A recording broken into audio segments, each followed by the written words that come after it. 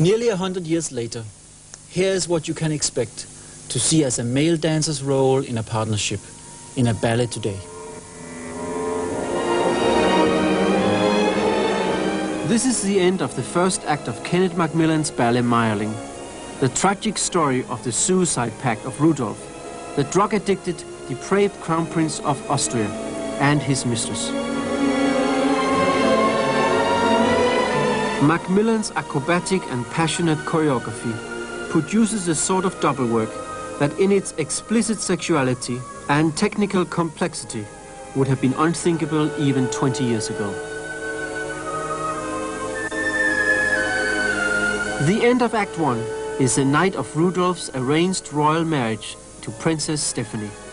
As opposed to the grace and harmony of Sleeping Beauty, this double work expresses a dark and ugly side of human nature.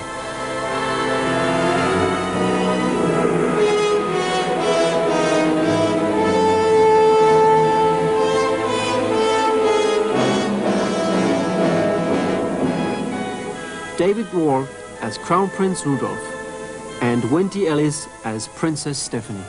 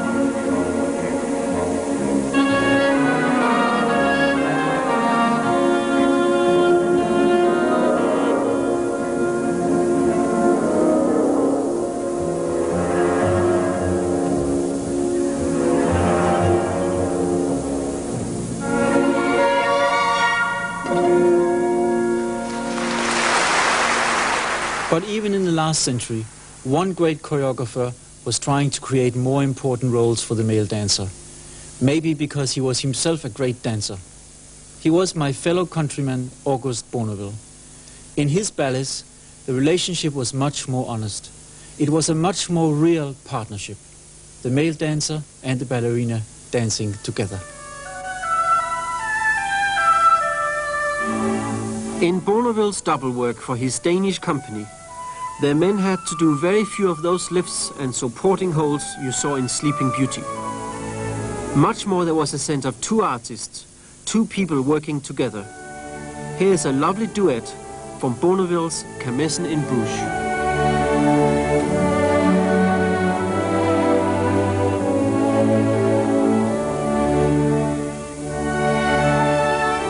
You can see how the dancing appears to be much more shared between the boy and the girl. and how the interest and emotional quality of the dance is much more of a kind of happy conversation between two young people. My partner is Lis Jeppesen of the Royal Danish Ballet.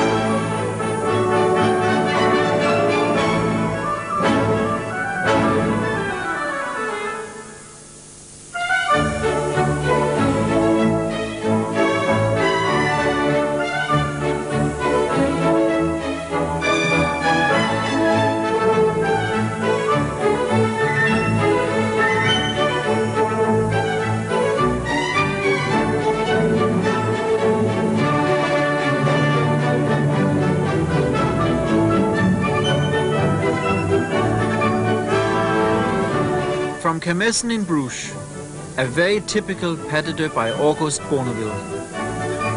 But Bournonville, in trying to make the man an equal partner, was ahead of his time.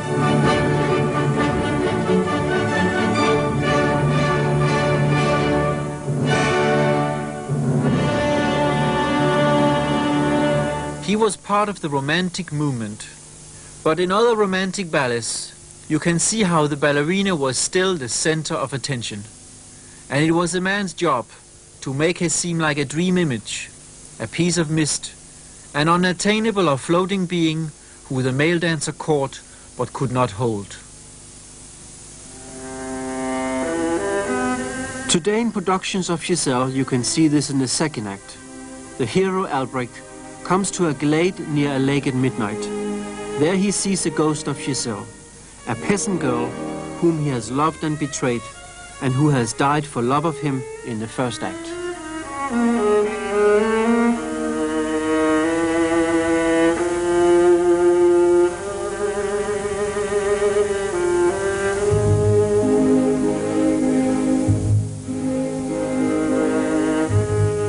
Giselle appears to him like a piece of night mist.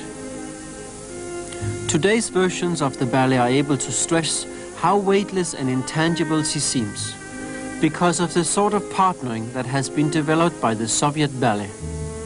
High lifts in which the ballerina must appear to float in the dancer's arms. This is in fact much more elaborate and much more acrobatic than was the original style, but the image is the same. Giselle becomes like a dream to Albrecht. In Russia today, a partnership of long-standing and huge importance is that of Ekaterina Maximova and Vladimir Vasilyev.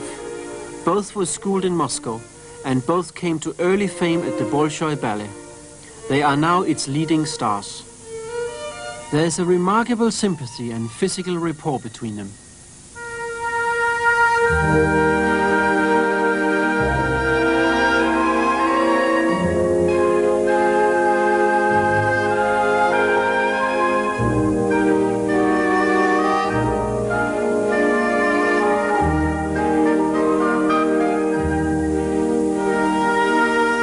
A partnership like this transcends all thoughts of technique. The dancer will be instinctively aware of his ballerina's center of gravity. In his holds and lifts, she'll remain perfectly in balance. He'll make her look feather light. His steps will match perfectly to hers.